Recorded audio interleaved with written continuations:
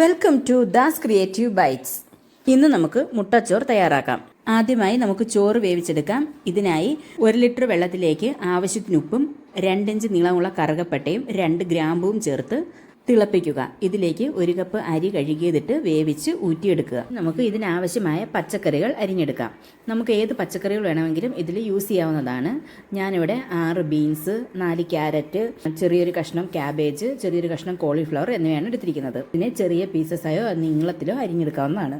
ഇനി 4 മുട്ട പൊട്ടിച്ച് ഇതിലേക്ക് ഉപ്പും കുരുമുളക് പൊടിയും ചേർത്ത് ബീറ്റ് ചെയ്ത് മാറ്റി വയ്ക്കുക.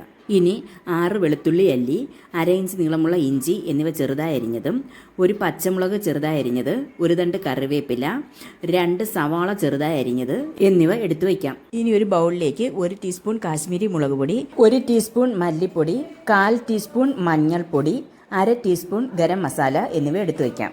ഇനി 1/4 കപ്പ് വെള്ളത്തിലേക്ക് 1 ടീസ്പൂൺ നാരങ്ങാനീര് ചേർത്ത് ഇളക്കി വയ്ക്കുക. ഇനി നമുക്ക് കുക്കിംഗ് സ്റ്റാർട്ട് ചെയ്യാം. ഇതിനായി അടി കട്ടിയുള്ള ഒരു പാത്രം ചൂടാകുമ്പോഴേക്കും അതിലേക്ക് 2 ടേബിൾ സ്പൂൺ വെളിച്ചെണ്ണ ഒഴിച്ചു കൊടുക്കാം. എണ്ണ ചൂടായി കഴിയുമ്പോൾ ഇതിലേക്ക് 1/2 ടീസ്പൂൺ കടുകിട്ട് പൊട്ടിക്കുക. ഇനി നമ്മൾ ചെറുതായി അരിഞ്ഞു വെച്ചിരിക്കുന്ന വെളുത്തുള്ളിയും ഇഞ്ചിയും ഇതിലേക്ക് ചേർത്ത് നന്നായി വഴറ്റുക. ഇത് വഴണ്ടി കഴിയുമ്പോൾ ചെറുതായി അരിഞ്ഞ പച്ചമുളക് ചേർത്ത് വഴറ്റുക. ഇതൊന്ന് മൂത്ത് വരുമ്പോൾ ഇതിലേക്ക് നമ്മൾ ചെറുതായി അരിഞ്ഞു വെച്ചിരിക്കുന്ന സവാളയും കറിവേപ്പിലയും ചേർത്ത് നന്നായി വഴറ്റിയെടുക്കുക.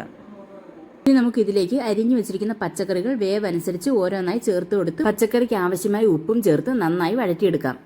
ഇനി ഇതിലേക്ക് നമ്മൾ നേരത്തെ എടുത്തു വെച്ചിരിക്കുന്ന പൊടികളെല്ലാം ചേർത്ത് പൊടികളുടെ പച്ചമണം മാറുന്നത് വരെ നന്നായി വഴറ്റിയെടുക്കുക.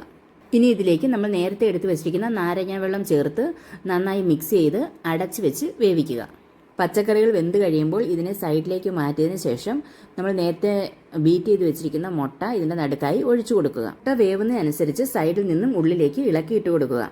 ഇങ്ങനെ മുട്ട പൂർണ്ണമായും വെന്തതിന് ശേഷം മാത്രമേ പച്ചക്കറികളുമായിട്ട് മിക്സ് ചെയ്യാവൂ. എന്നാൽ മാത്രമേ നമുക്ക് മുട്ടച്ചോറിൽ മുട്ട ചെറിയ ചെറിയ കഷ്ണങ്ങളായിട്ട് നമുക്ക് കിട്ടുകയുള്ളൂ. പച്ചക്കറിയും മുട്ടയും നന്നായി മിക്സ് ചെയ്തതിന് ശേഷം ഇതിലേക്ക് നമ്മൾ നേരത്തെ വേവിച്ച് വെച്ചിരിക്കുന്ന ചോറും 1/2 ടീസ്പൂൺ കുരുമുളക് പൊടിയും ചേർത്ത് നന്നായി മിക്സ് ചെയ്തെടുക്കുക. നമ്മൾ വീട്ടിൽ വെക്കുന്ന സാധാരണ ചോറ് വേണമെങ്കിലും ഈ മുട്ടച്ചോറിന് വേണ്ടിയിട്ട് ഉപയോഗിക്കാവുന്നതാണ്. അപ്പോൾ നമുക്ക് ഇതിൽ ഉപ്പ് കുറവുണ്ടെങ്കിൽ ആവശ്യത്തിന് ഉപ്പ് കൂടി ചേർത്ത് നന്നായിട്ട് മിക്സ് ചെയ്തെടുക്കുക. അപ്പോൾ നമ്മുടെ സ്വാദിഷ്ടവും ഹെൽത്തിയുമായിട്ടുള്ള മുട്ടച്ചോറ് ഇവിടെ റെഡി ആയിട്ടുണ്ട്. ഇഷ്ടപ്പെട്ടെങ്കിൽ ചാനൽ ലൈക്ക് ചെയ്യാനും സബ്സ്ക്രൈബ് ചെയ്യാനും കമൻറ്റ് ചെയ്യാനും മറക്കരുതേ.